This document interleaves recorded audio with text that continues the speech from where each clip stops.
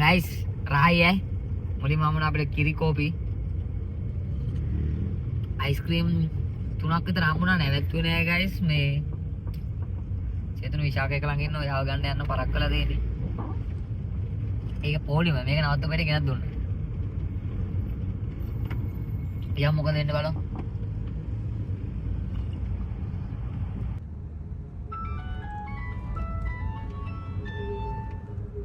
ඔන්න guys එනවා call එක පරක් වෙලා බල්ලා වගේ අපේ ජැක් වගේ කෙනෙකුත් දැක්ක guys මගදී.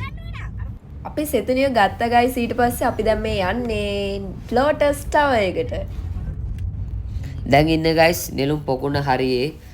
ඉතින් බ්ලොක් එක අපි යනවා ඉතින් හිමිසරේ බලමු මොකද වෙන්නේ කියලා. අපිට ට්‍රැෆික් එකේ චුට්ටක් වෙලා ඉන්න උනා. දැන් නම් ළමයි ලෝටස් ටවර් එකට ගොඩක් ළඟ.